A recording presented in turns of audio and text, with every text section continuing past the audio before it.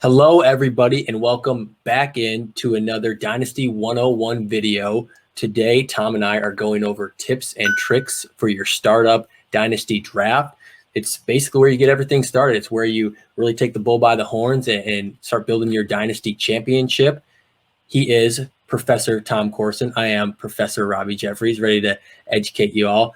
So for those of you who are just tuning in for this second installment, you haven't seen the first one, go back. There is a first video where we talk about what is Dynasty Fantasy Football, kind of gives a breakdown of what it is. Tom, I'm going to let you start out first, get the ball rolling with the first tip for Dynasty startup drafts. The startup draft is why most people wind up being in more leagues than they want to be, because they're like, oh man, I'm really excited about football. Wait, there's a startup?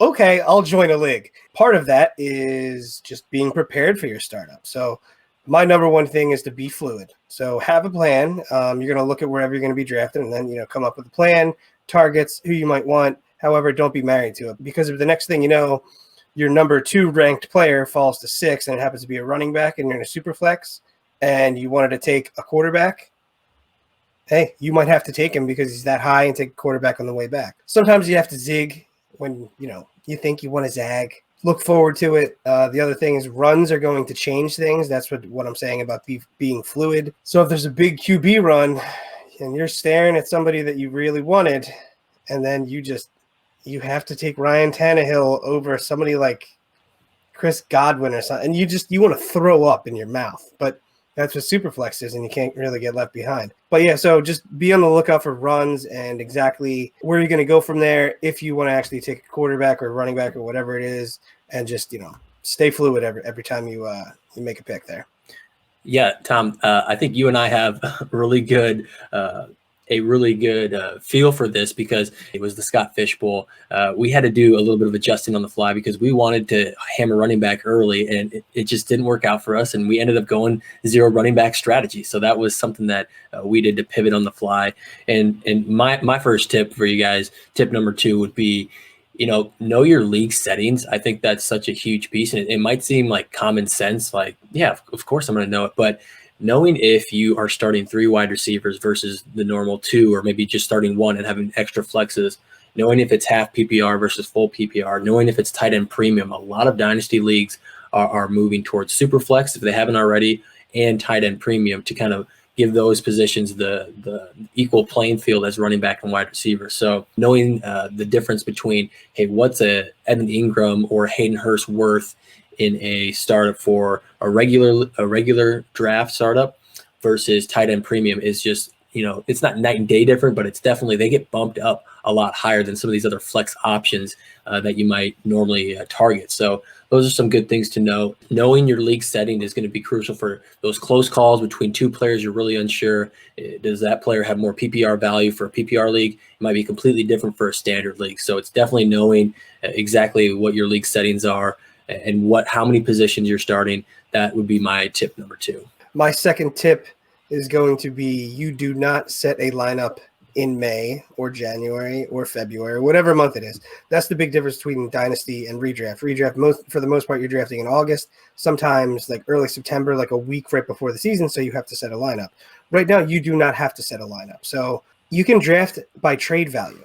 So if you think Chris Godwin's fallen way too far and you can trade Chris Godwin for a running back, even though that you want a running back, or you don't have any running backs and you wind up with 5 wide receivers, that's fine. You can trade some of them later on. There's a lot of time. So don't get stuck to filling your lineup out in May or even July. That's fine. You can lock it in August or September.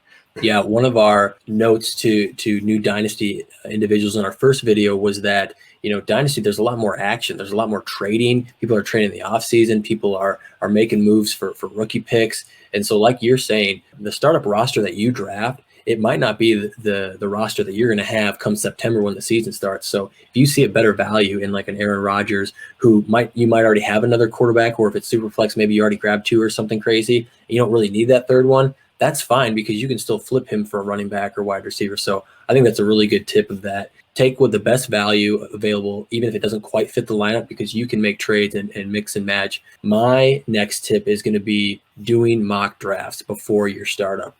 That's kind of like just preparing for an interview, studying up on the car you want to buy before you go into the car dealership. Like, do your homework so you set yourself up for the most potential success. Like, if you go in blind to the car dealership, that guy is going to sell you a way more expensive car than you were ready for. You're just going to get the floor wiped with you. Do your homework, and that starts with doing mock drafts. Mock drafts are basically drafts that won't count. You just do them to see where people are falling ADP wise. So if you want to start out running back, and you want to see how the rest of your wide receivers and quarterbacks stack out, do that for a mock draft. And then if that doesn't quite work out, maybe do a running back, wide receiver, and see how the rest of the pieces fall, so what you feel most comfortable with as a kind of a starting, maybe not like a starting lineup like you said, it'll change, but as a starting point of your dynasty team, and just where you slot in your running back one, wide receiver one, and so on. So yeah, mock drafts, prepare is definitely a big thing, and that's my second tip. So where are you doing your mock drafts? No, that's a great point. There's a lot of different ways you can do mock drafts. I know that MFL and Sleeper are the two main sites that we talked about in our first video, and there's people doing mocks all the time. You'll see on Twitter and the Dynasty Twitter, hey, we got a mock starting up. We need 12 individuals.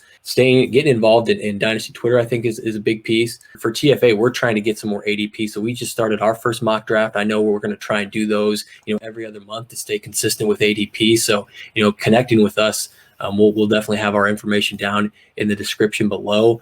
That'd be a great place to start. But yeah, the two main sites for Dynasty ADP that I've seen so far, as well as Dynasty League Football, that's another site that has good ADP. But the two main ones I'd say are My Fantasy League and Sleeper are the places that you're going to see most of the mocks happening. My last tip is going to be try and project out and see what your future draft classes are going to look like, because you have to assess the value of what your picks are going to be. So if you're in a startup, you might decide that, okay, I'm kind of going to punt this year because the 2021 rookie class is absolutely loaded everywhere. So you trade back a lot, you go young, et cetera, et cetera, et cetera. And the next thing you know, in 2 years down the road, you have these monsters coming in like Najee Harris, Devonta Smith, Jamar Chase, and the list just goes on and on and on and on and on. It's just a really deep draft. So you need to know the value of those picks, because in a startup for Dynasty, most of the time, what you're using as capital is future picks. So if you start trading away first-round picks only to move up a little bit for a guy that's not going to make a huge difference, you're going to be doing a disservice to yourself. Whereas the other guy is basically fleecing you, and you have no idea that pick is worth that much. So just kind of keep that in mind, because trading draft picks is a big, big, big aspect of Dynasty. You're going to have some guys that never have first-round picks. Then you're going to have other guys who always are looking to the future. Always 2 years down the road. My team in 2 years is going to be awesome. And it's 10 years later, and it's awesome because they're still saying 2 years away. Yep. So just make sure you look at that. Trading draft picks is really good, but you have to know what the value is going to be for them. So yeah, I'm going to merge my final tip with yours, Tom, in that trades are so crucial. You're talking a little bit about rookie trades down the line in the future, and then even more right away in that startup, you can trade your draft picks right there. And I think that's a huge piece of that. Or if you're doing auction like we talked about earlier, you can trade your auction dollars for different players. The reason that that's so crucial is I talk about knowing your settings. You also got to know your league mates. Like, who's that big Packers fan that's always going to reach and spend extra money or reach on Aaron Rodgers? There's going to be someone like that. Who's the guy that loves speedy wide receivers that's going to reach on those quick Henry Ruggs type of wide receivers, or just who does what? Learn who's in your league and kind of their tendencies, because that's where you can trade. If there's nobody that you like at that current spot that you're at, if you're doing a snake draft and you want to move down, you can gain more capital and still probably get a player that you liked, or vice versa. If you've seen someone that's fallen and you're like, that guy's a really good value right now, but I don't pick for another 10 picks, or I don't have as much money right now, do that trade a different piece, a couple other picks, and go get that guy that you think is a great value. And so I think what's really nice about this video series, Tom, is we're going to keep building upon all this, because we just talked a lot about trading future picks and valuing future picks and trading within a startup. And everyone's probably like, I don't know what a 2021 second is worth and what's that worth versus a Ronald Jones or a Raheem Mostert. And so our next video is going to cover just that. The trading of Dynasty is such a big piece. It might be multiple videos. We'll see how deep Tom gets in, because I know Tom's always trading left and right, wheeling and dealing. So that's going to be a big thing that we're looking forward to as well. Well, that's all we have for you guys for the second installment of Dynasty 101. Make sure you give us a follow on Twitter if you're able to. He's at Dynasty Infidel. I'm at NFL Robbie. You can follow the Fantasy Authority at FF_Authority. Click subscribe if you like the video, and we got more coming for you.